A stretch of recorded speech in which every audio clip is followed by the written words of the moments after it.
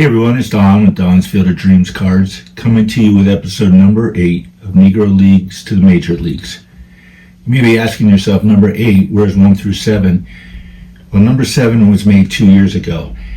And what this series is about is guys that played in the Negro Leagues that got the opportunity to play in the Major Leagues. But we're not concentrating on the stars of the game. You won't hear about Willie Mays, Jackie Robinson, Hank Aaron. I feel there's enough out there about those guys, and if you collect cards, I would think you know about them and at least know their basic story. This is concentrating on the guys you may not have heard of.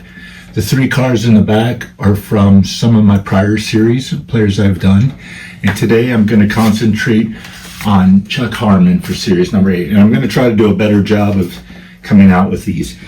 So Chuck was the first African-American player for the Cincinnati Reds. Born Charles Byron Chuck Harmon on April 23, 1924 in Washington, Indiana. He was the 10th of 12 children. He attended an elementary school in a one-room schoolhouse where his father taught.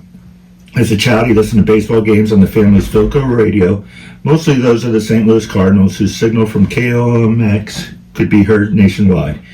Though baseball was one of the many sports he enjoyed, playing as an African-American, he never dreamed of playing in the big leagues. There was nothing to dream about, Harmon said. We couldn't play. Young Harmon excelled first in basketball.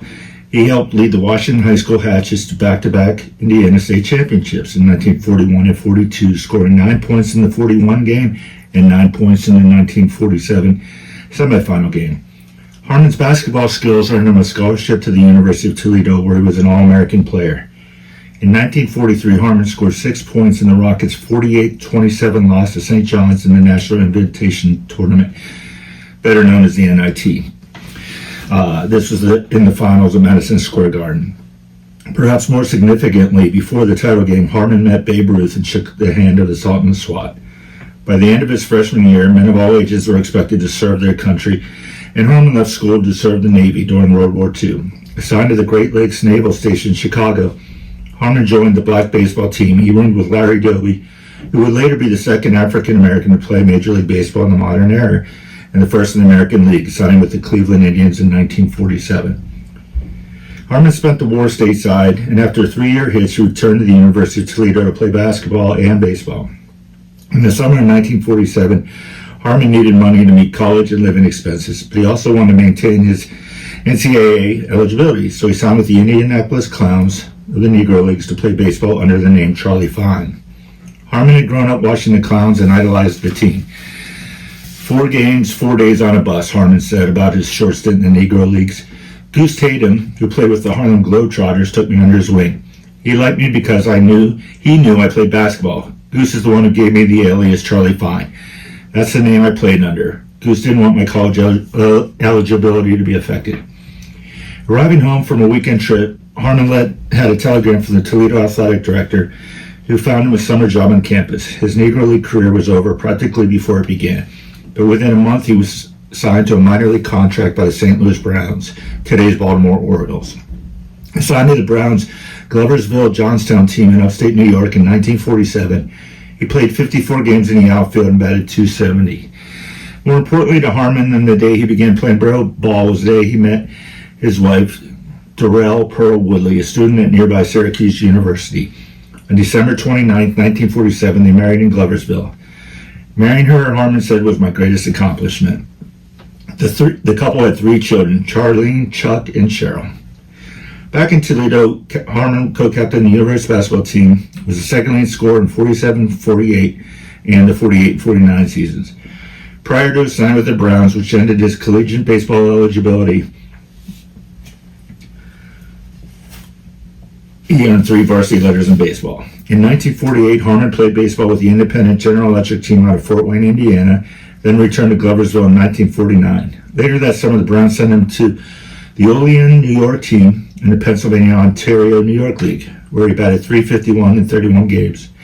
It was the first of 5 consecutive seasons in the minors that Harmon batted 300+. He remained with Olean for the next 2 seasons. In 1951, he had .375 while leading the league with 143 RBIs as the team won the pennant.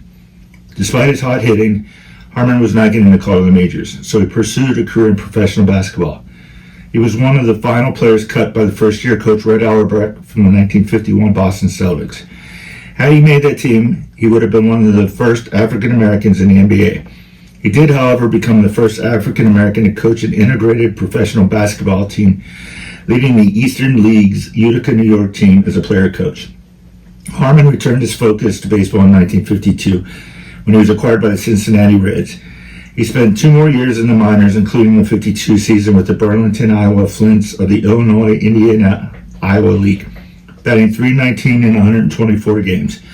In 1953, he was promoted to the AA Tulsa Oilers, becoming the first African-American player in the history of the Texas League's Tulsa franchise, and batted .311 with 83 RBIs, 14 home runs, and 25 stolen bases in 143 games. Harmon made the 1954 Reds roster as a utility player. On April 17th, in a game against the Braves in Milwaukee, Harmon was called on to pinch hit. When he stepped into the batter's box at County Stadium, Harmon became the first African-American to wear a Reds uniform in a regular season game.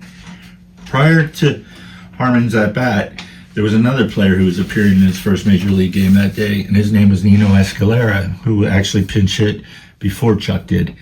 Nino was from Puerto Rico, and he was dark-skinned. And there is some controversy over who actually is the first black person to play for the Cincinnati Reds. And Chuck Harmon has often been asked whether he or Escalera should receive credit for being the Reds' first.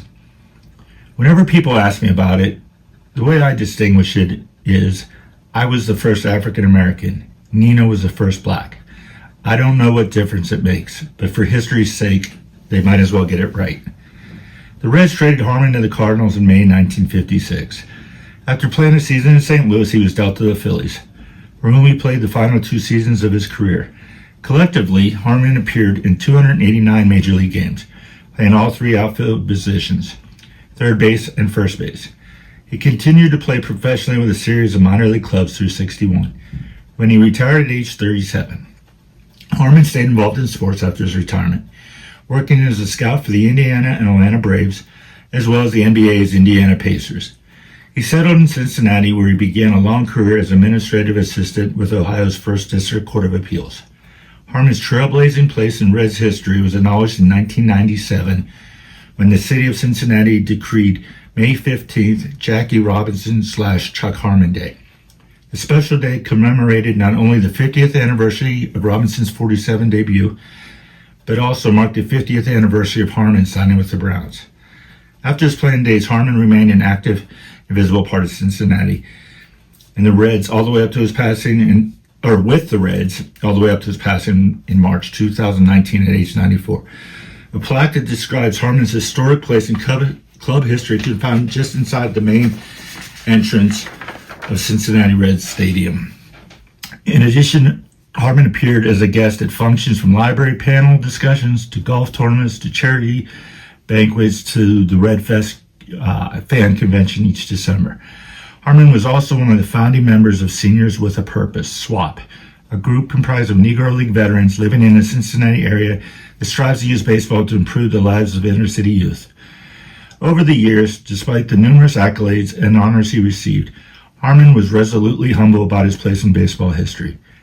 When asked about being the first African-American player in Reds history and one of the first in baseball history, Harmon often reduced his part in the story to that of a simple tool of fate, giving a slight twist to longtime Negro leaguer Buck O'Neill's famous line, "I was right on time."